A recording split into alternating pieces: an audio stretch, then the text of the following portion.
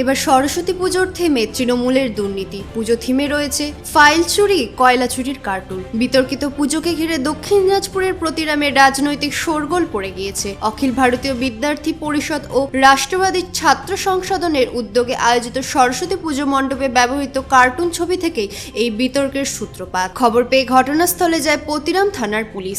অভিযোগ, ওই কার্টুনে মুখ্যমন্ত্রী মমতা বন্দ্যোপাধ্যায়কে ইঙ্গিত করে ফাইল চোর শব্দটি ব্যবহার করা হয়েছে, যা নিয়ে তীব্র শাসক দলের মধ্যে ক্ষোভ দেখা দিয়েছে। এদিন বিতর্কিত পূজা মণ্ডপ পরিদর্শনে যান বালুরঘাটের সাংসদ তথা কেন্দ্রীয় প্রতিমন্ত্রী সুকান্ত মজুমদার। এ নিয়ে প্রতিরাম থানায় লিখিত অভিযোগ দায়ের হচ্ছে বলে সূত্রের খবর। এ নিয়ে সুকান্ত মজুমদার বলেন, পুজোর থিম হিসেবে কিছু ছবি ব্যবহার করা হয়েছে যেগুলির সত্যতা রয়েছে, কোথাও কারো নাম উল্লেখ করা হয়নি বলেও দাবি করেন তিনি। তার অভিযোগ, এই ছবি সরিয়ে নেওয়ার জন্য প্রতিরাম থানার পুলিশের তরফে পূজা উদ্যোক্তাদের একাধিকবার হুমকি দেওয়া হচ্ছে। অন্যদিকে এই প্রসঙ্গে তৃণমূল ছাত্র পরিষদের রাজ্য সম্পাদক অমরনাথ ঘোষ বলেন, রাজ্যের মুখ্যমন্ত্রীকে অপমান করার উদ্দেশ্যে এই ধরনের কাজ করা হচ্ছে। তার মতে পুজো মণ্ডপে মুখ্যমন্ত্রীর কার্টুন প্রদর্শন করা অত্যন্ত নিম্নরুচির পরিচয় এবং এই কুরুচিপূর্ণ ঘটনার তীব্র নিন্দা জানায়। বন্দ্যোপাধ্যায় বলছেন যে আমাদেরকে আজকে লড়াই করতে হচ্ছে কৌরব পক্ষের সঙ্গে, মানুষকে লড়াই করতে হচ্ছে দানবের সঙ্গে। বিজেপিকে উদ্দেশ্য করে বলছেন, বাংলার মানুষ জানে যে কে দানব, কে সবুজ ফাইল চুরি করে নিয়ে এসছে। ইডির উকিল কোর্টে বলছে snatched, file has been snatched. এটার মানে হচ্ছে, বাংলা মানে করলে দাঁড়ায় যে ইডির কাছ থেকে মুখ্যমন্ত্রী মমতা বন্দ্যোপাধ্যায় ফাইল ছিনতাই করে এনেছেন। প্রথম পশ্চিমবঙ্গবাসী আমরা পাচ্ছি এমন মুখ্যমন্ত্রী যিনি ছিনতাইবাজ মুখ্যমন্ত্রী। এর আগে আমরা মুখ্যমন্ত্রীর বিরুদ্ধে চোর, নানা রকম অপবাদ শুনেছি, কিন্তু ছিনতাইবাজ মুখ্যমন্ত্রী এর আগে ভারতবর্ষের কোনো মুখ্যমন্ত্রী পায়নি। ভারতবর্ষের কোনো রাজ্যের মুখ্যমন্ত্রীর বিরুদ্ধে এই অভিযোগ আসেনি। প্রথম আমরা দেখলাম অন ক্যামেরা ছিনতাইবাজ মুখ্যমন্ত্রী। তিনি আরো বলছেন যে নির্বাচন কমিশনের বিরুদ্ধে কেন এফআইআর হবে না, কারণ তাদের জন্য অনেক মানুষ মারা যাচ্ছে, এটা দায় নিতে হবে নির্বাচন কমিশনের বিরুদ্ধে। যদি এফআইআর হয় তাহলে তাদের কাউন্সিলর অনন্যা ম্যাডামের বিরুদ্ধে কেন এফআইআর হবে না? মমতা বন্দ্যোপাধ্যায়ের বিরুদ্ধে কেন এফআইআর হবে না? 26,000 ব্যক্তির চাকরি চলে গেল, কতজন সুসাইড করলো।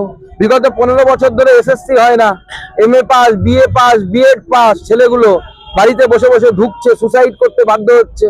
বাবার জমি বিক্রি করে কেউ বিএ পাস করেছে, কেউ এমএ পাস করেছে, কেউ বিএড করেছে প্রাইভেট বিএড কলেজ থেকে জমি বিক্রি করে, তাদের বাড়িতে আত্মহত্যা হচ্ছে। তার দায় মমতা বন্দ্যোপাধ্যায় নেবে না? তার বিরুদ্ধে এফআইআর হওয়া উচিত না? তার বিরুদ্ধে তো সবার আগে এফআইআর হওয়া উচিত। উনি সবাইকে ঘুগনি বেচার ফর্মুলা দিচ্ছেন, আর ওনার ভাইপো কয়লা বেচছে, গরু পাচার করছে, কোটিপতি টাকার মালিক হচ্ছে, বৌমা সোনা পাচার করছে, আর অন্যরা ঘুগনি বিক্রি করবে নাকি? এফআইআর যদি করতে হয় সবার আগে মমতা বন্দ্যোপাধ্যায়ের বাড়িতে, মমতা বন্দ্যোপাধ্যায়ের এগেইনস্টে এফআইআর হওয়া উচিত।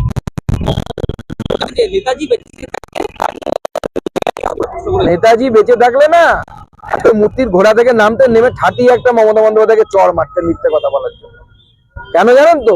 সমানে বলে যাচ্ছে বাংলার প্রতি অন্যায় করছে। আমি তো চ্যালেঞ্জ করছি আপনাদের মাধ্যমে, 9টা জায়গায় এসআইআর হচ্ছে, 3টে কেন্দ্রশাসিত অঞ্চল আছে। বলুন কোন নিয়মটা শুধু বাংলার জন্য করা হয়েছে? বাংলাতে মাত্র 58 লক্ষ লোকের নাম কাটা গেছে প্রথম ফেজে।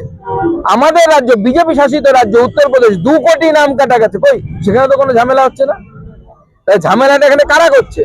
ঝামেলা হচ্ছে কোথায়? ফারাক্কাতে। কাদের সংখ্যা বেশি? দুধেল গাইদের সংখ্যা বেশি। চোপড়াতে ঝামেলা হচ্ছে, কাদের সংখ্যা বেশি? দুধেল গাইদের সংখ্যা বেশি। তাই ঝামেলাটা কোথায় হচ্ছে পরিষ্কার বোঝা যাচ্ছে।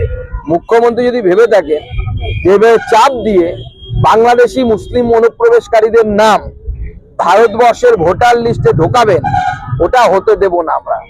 ভারতবর্ষ ভারতবাসীর বাইরে অন্যান্য যারা ওখান থেকে এসে আসবেন, উদ্বাস্তুদের জন্য আমরা সিএ দিচ্ছি। তারা এখানে থাকতে পারে, তাদের জন্য আমাদের জন্য রেড কার্পেট বেছানো আছে, তারা থাকতে পারে, অন্য কেউ আসবে না।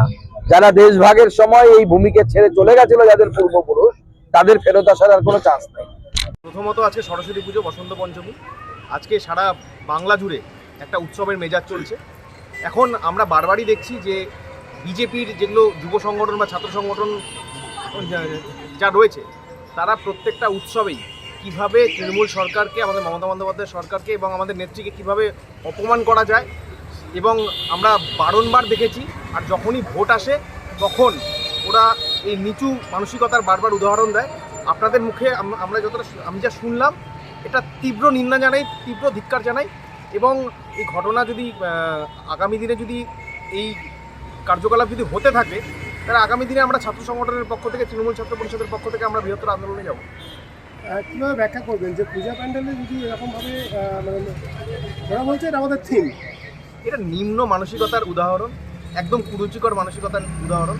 আর ওদের কাছ থেকে এটা নতুন কিছু নেই। ওদের বিগত রাজ্য সভাপতি আমাদের মুখ্যমন্ত্রীকে নিয়ে ব্যক্তিগত স্তরে যা যা আক্রমণ করেছিলেন, একটা মহিলাকে তারা আক্রমণ করতে দ্বিধাবোধ করে না। যাদের গার্জেন এরকম থাকে, তাদের প্রোডাক্ট কীরকম হবে সেটা বলার কোনো জায়গায়। কি নাম আপনার? অমরনাথ ঘোষ, রাজ্য সম্পাদক, তৃণমূল ছাত্র পরিষদ। বালুরঘাট থেকে মান্টি সিং এর রিপোর্ট, কুলিক নিউজ।